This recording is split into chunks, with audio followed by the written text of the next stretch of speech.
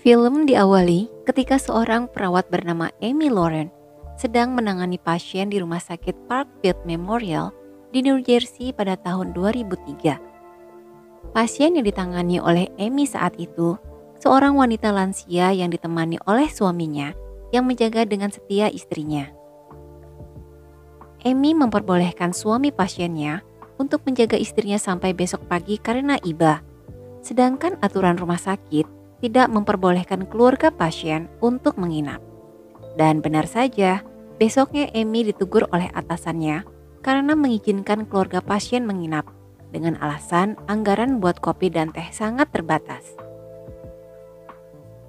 Supervisor juga memberitahukan bahwa akan ada perawat baru yang akan bersama-sama bekerja dengan Amy di shift malam. Setelah itu, Amy melanjutkan pekerjaannya mengurus seorang pasien koma bernama Holly. Amy harus sendirian membalikkan tubuh Holly sampai dia merasa sakit di jantungnya. Dan Amy harus beristirahat sejenak untuk memulihkan kondisinya sendiri. Besoknya, ketika selesai bekerja, Amy memeriksakan dirinya ke dokter spesialis jantung langganannya. Dan Amy divonis mempunyai sakit kardiomiopati di mana kondisi jantung tidak bisa memompa darahnya dengan normal.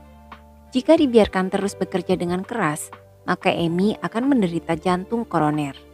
Dalam hitungan bulan, dokter menyuruh Amy untuk fokus menjaga jantungnya berfungsi selama mungkin, supaya Amy bisa dimasukkan ke dalam daftar transplantasi jantung. Bahkan Amy diingatkan akan terkena risiko stroke jika tidak bisa menjaga pola hidup yang sehat. Kondisi kesehatan seperti ini tentunya membuat Amy sedih. Dia tidak mungkin berhenti bekerja karena ia mempunyai 2 orang putri yang harus ia hidupi. Jika ia mengambil cuti, maka ia tidak akan mendapatkan gaji. Ditambah lagi, Amy tidak mempunyai tabungan dan juga belum mendapatkan asuransi kesehatan dari rumah sakitnya tempat ia bekerja karena belum genap 1 tahun. Amy kembali bekerja di shift malam. Di shift malam itu, Amy bertemu dengan seorang pria baru yang baru masuk malam itu. Nama pria itu Charlie Pullen. Amy pun kemudian berkenalan dan menemani Charlie untuk tur area bekerjanya, seperti ruang penyimpanan obat dan sebagainya. Amy juga mengajak Charlie untuk berkenalan dengan pasien yang bernama Anna, yang terkena alergi terhadap obat amoxicillin hingga kulitnya terkelupas. Amy pun memperkenalkan Charlie pada Anna. Dan Charlie dengan mudah berteman dengan Anna. Bahkan Charlie dengan senang hati membantu Amy menghandle pasiennya. Mengurus Holly membuat Amy seakan seperti olahraga yang berat. Jantungnya kerap sakit setelah merawat Holly. Untungnya ada Charlie yang membantunya untuk tenang. Amy pun menceritakan kalau ia menderita penyakit kardiomiopati. Dia meminta Charlie untuk merahasiakannya dari rumah sakit. Hal ini supaya ia tidak dipecat. 4 bulan lagi, Amy baru akan mendapatkan asuransi kesehatan dari pihak rumah sakit. Jadi sambil menunggu itu, Charlie dengan senang hati akan membantunya mengurus Holly. Di malam berikutnya, ketika masuk kerja, Amy mendapatkan kabar bahwa Anna Martinez meninggal dunia. Amy bingung bagaimana secepat itu. Lalu dia dan Charlie mengurus jasad Anna selagi suaminya dalam perjalanan ke rumah sakit. Charlie membersihkan jasad Anna selagi Amy berbicara sama Martinez mengenai kematian Anna yang mendadak. 7 minggu kemudian, 2 orang detektif bernama Brown dan Baldwin dipanggil oleh pimpinan rumah sakit yang bernama Linda Garant. Mereka berdua dipanggil untuk dimintai bantuan melakukan penyelidikan internal terkait kematian Anna Martinez yang termasuk dalam insiden yang tak terjelaskan. Pakar medis mengatakan ini terjadi karena reaksi buruk yang janggal atas penggunaan obat, tapi mereka tidak menemukan unsur kesengajaan. Masalahnya, jasad Anna Martinez sudah dikremasi, sehingga tidak bisa diotopsi. Dan rencananya, 2 orang detektif ini akan mewawancarai semua staf yang bekerja. Di kantor polisi, detektif Brown dan Baldwin memeriksa semua berkas perawat yang bekerja di sana, dan menemukan nama Charlie Cullen pernah dituduh melakukan pelanggaran kriminal di Pennsylvania 8 tahun yang lalu. Detektif Baldwin pun mengkonfirmasi kepada kepolisian Pennsylvania dan menemukan fakta bahwa Charlie ditangkap karena bertengkar dengan kekasihnya. Itu saja. Tetapi, Detektif Brown merasakan ada yang tidak beres dengan rumah sakit ini. Di suatu hari, Linda Guerin mengumpulkan para staf untuk diberikan pengarahan terkait interview yang akan dilakukan oleh 2 orang detektif. Dan Linda Guerin akan mendampingi mereka pada saat wawancara. Hal itu membuat 2 orang detektif itu kesal, karena mereka tidak bebas menanyakan apa saja. Tapi, apa mau dikata, mereka pun terpaksa menyetujui persyaratan itu. Ketika itu, giliran Amy yang akan diwawancara. Di saat yang sama, Linda dipanggil oleh sekretarisnya sehingga ia keluar. Hal itu langsung dimanfaatkan oleh detektif Baldwin bertanya lebih bebas pada Amy. Dari berkas tersebut, Amy melihat kejanggalan karena kadar glukosa Anna Martinez menunjukkan angka yang salah.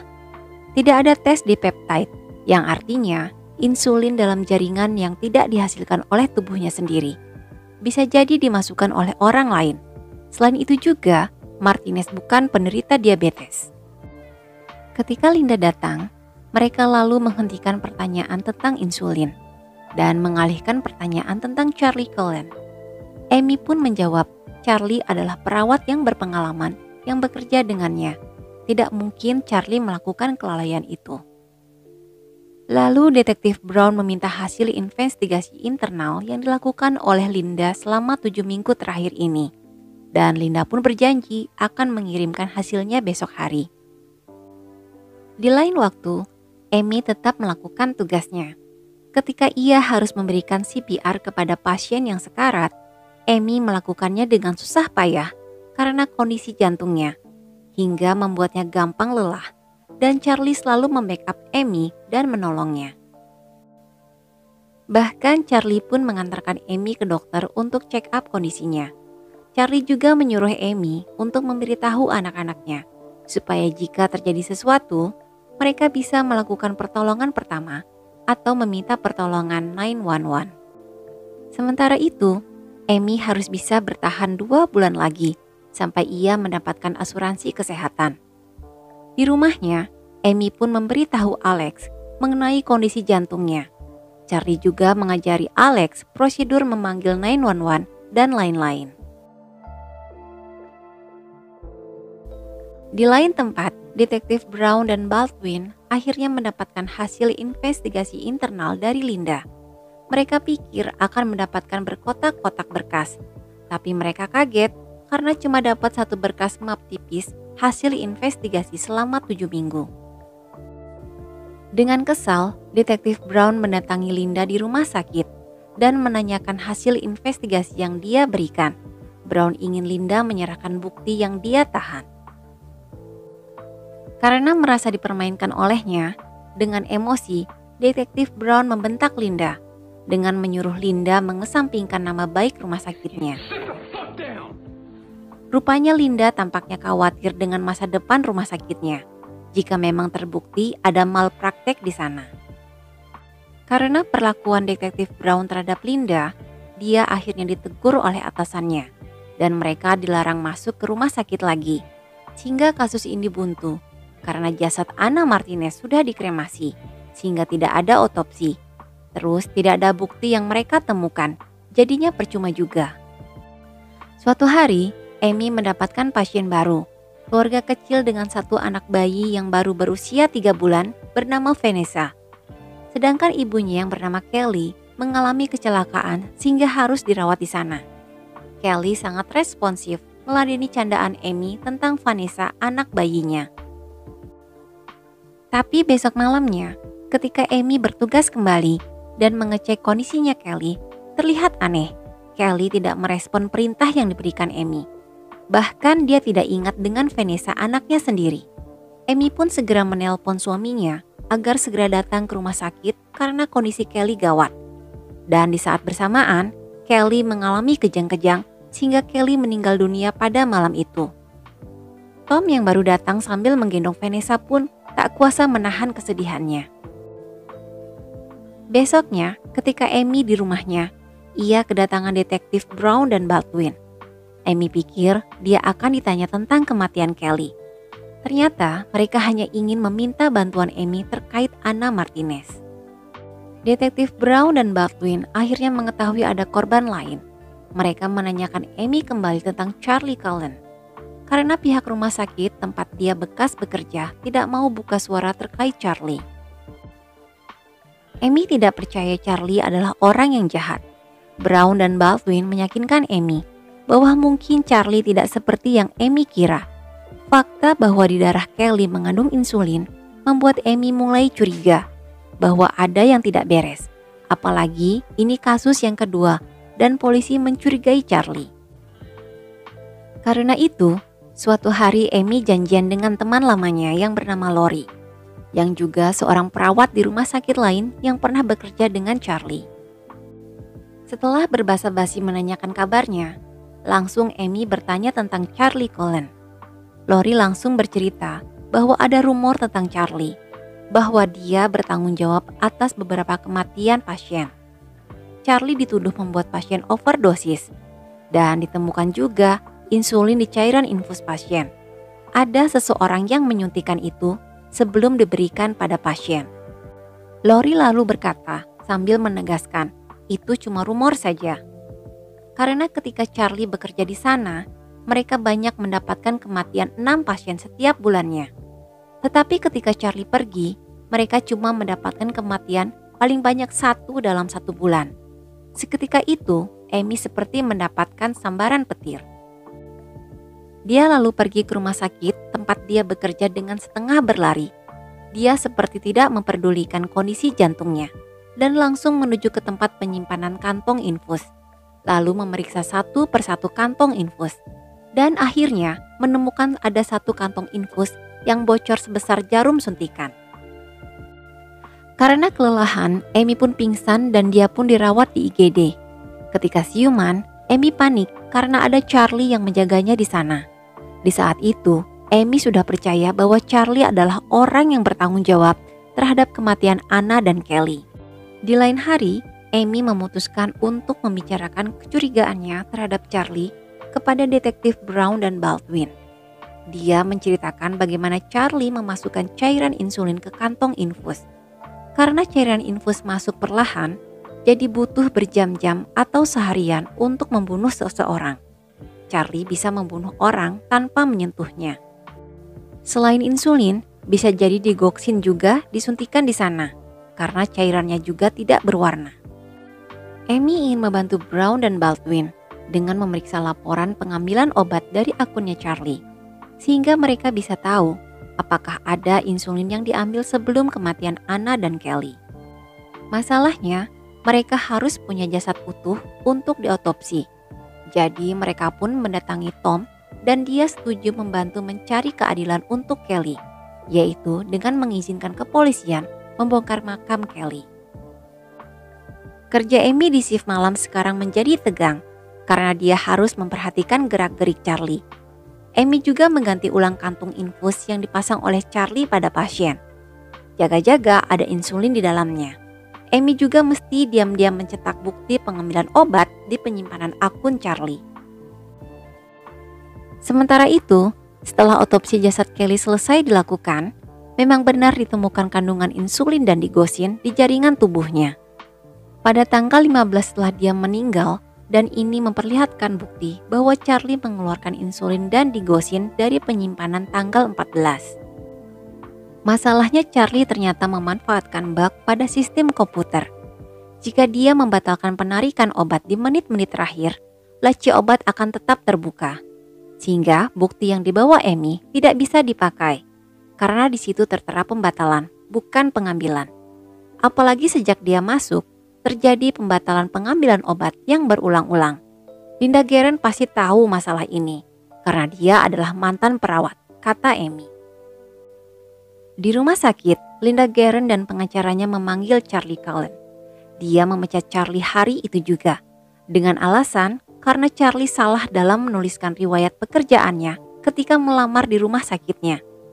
Linda mengatakan itu tertuang dalam kontrak, tapi yang sebenarnya dia cuma tidak mau rumah sakitnya terkena imbas dari kasus ini. Brown dan Baldwin yang mendengar Charlie dipecat merasa kecewa sekali karena Charlie akan bekerja di rumah sakit lain dan kasus ini akan terulang lagi. Ketika Amy pulang ke rumah, ia kaget karena di rumahnya sudah ada Charlie sedang bermain bersama anak-anaknya. Amy pun khawatir karena ada psikopat di dalam rumahnya. Charlie pun bercerita bahwa ia dipecat dari rumah sakit. Padahal tinggal sedikit lagi dia bisa membantu Amy melewati semuanya sampai Amy mendapatkan asuransi kesehatannya. Lalu Charlie menawarkan diri untuk menjaga anak-anaknya Amy selagi dia bekerja. Untungnya Amy pandai mencari alasan agar Charlie tidak membantu mengurus anak-anaknya lagi. Amy masih tidak percaya berteman dengan seorang psikopat pembunuh berantai dan membiarkannya dekat dengan anak-anaknya. Di hari berikutnya, Amy diminta untuk membantu detektif Brown dan Baldwin untuk bertemu dengan Charlie. Rencananya, Amy disuruh membuat Charlie mengaku melakukan pembunuhan supaya detektif bisa merekamnya untuk dijadikan bukti. Dan hari Sabtu yang sudah dijanjikan, Amy bertemu dengan Charlie di sebuah restoran keluarga. Di saat sedang menunggu makanannya, Charlie mengabari bahwa ia sudah bekerja kembali di rumah sakit. Agak sulit awalnya untuk Amy menggiring pembicaraan ke arah sana. Awalnya Amy mengatakan ada rumor yang tersebar tentang Charlie sejak kepergiannya dari rumah sakit Parkfield. Amy mencoba meyakinkan pada Charlie kalau rumor itu pun benar. Amy tidak peduli jika itu memang Charlie yang melakukannya. Kemudian Charlie mengalihkan pembicaraannya lagi. Tapi Amy kembali menyuruh Charlie untuk membicarakan perbuatannya di rumah sakit Parkfield. Charlie menggaruk-garuk kepala sambil matanya berkaca-kaca. Lalu tiba-tiba dia mengatakan dia harus pergi karena dia tidak mau terlambat di hari pertama kerjanya di rumah sakit barunya yang berada di Pennsylvania. Detektif pun mengatakan mungkin dia akan menangkap Charlie, paling tidak mereka bisa menahannya selama 48 jam. Di perjalanan, Charlie ditangkap oleh petugas dan kemudian dibawa ke kantor polisi untuk ditanyai oleh para detektif. Detektif Baldwin langsung to the point, bertanya tentang berapa banyak kantong infus yang Charlie cemari di rumah sakit Parkfield. Baldwin juga langsung bertanya tentang kematian Anna dan Kelly, tapi Charlie menolak berbicara lebih banyak. Dia hanya bisa menangis ketika dicecar pertanyaan dari para detektif. Ketika mendapatkan bentakan dari detektif Brown, Charlie cuma mengatakan bahwa dia tidak bisa, dan itu diucapkannya berulang-ulang hingga tak ada informasi apapun yang mereka dapatkan.